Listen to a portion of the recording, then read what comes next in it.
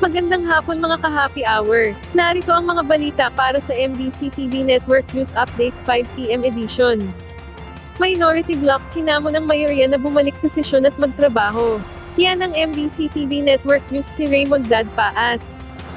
Napakahalaga ng bawat araw kaya't dapat hindi ito sayangin ng mga senador. Ito ang panawagan ng mga miyembro ng minorya sa Senado sa Senate Majority na pinamumuluan ni Senate President Alan Peter Cayetano.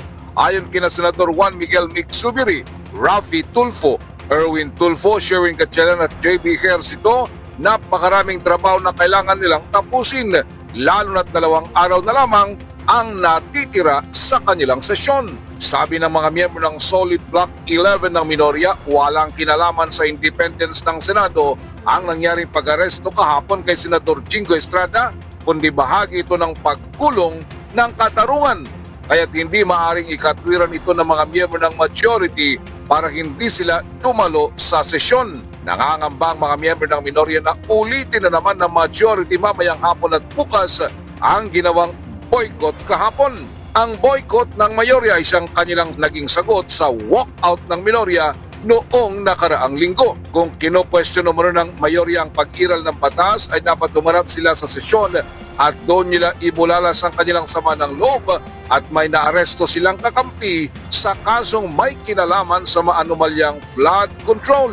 Binanggit ni na Senador Ejercito at Senador Zubiri na maliban sa mga panukalang batas na nakabinbin para sa third and final reading ay kasama sa dapat mabuo ay ang mga miyembro ng Commission on Appointments OCA dahil maraming mga matataas na opisyal ng Armed Forces of the Philippines ang mabinbin ang kanilang pagiging general at promotion kung hindi sila maisalang sa CA at kapag ma-bypass ay baka hindi na nila makuha ang narapat nilang promotion dahil malalampasan na sila ng nalalapit nilang pagdiriwang ng kanilang kaarawan. Para sa MBC TV Network News, ito si Raymond Dad Paas ng DCRH, una sa Pilipinas, una sa Pilipino.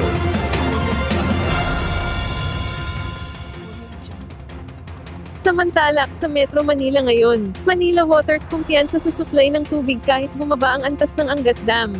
Tiniyak ng Manila Water na tuloy-tuloy ang supply ng tubig sa mga customer sa East Zone sa kabila ng patuloy na pagbaba ng level ng Angat Dam. Ayon kay Manila Water Corporate Communication Affairs Group Head DT Galang, nananatiling sapat ang supply ng tubig dahil sa kanilang diversified water sources, kabilang ang Upper Wawa Dam na nagsisilbing pangunahing buffer. Bagamat bumaba na sa minimum operating level ang tubig sa Angat Dam, sinabi ng kumpanya na hindi ito magdudulot ng water interrupt ayon sa East Zone. Kabilang sa mga alternatibong pinagkukunan ng Calawis Water Supply System, Cardona Water Treatment Plant, at East Bay Treatment Plant na tumutulong magpatatag ng supply, lalo na sa pagtaas ng demand sa pagbubukas ng klase. Tiniyak din ni Galang na walang ipatutupad na water rationing at patuloy ang normal na serbisyo sa mga consumer.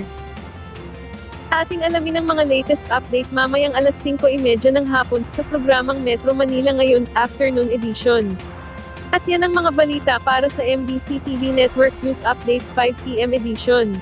Samahan ninyo kami bukas mula alas 9 ng umaga hanggang alas 5 ng hapon.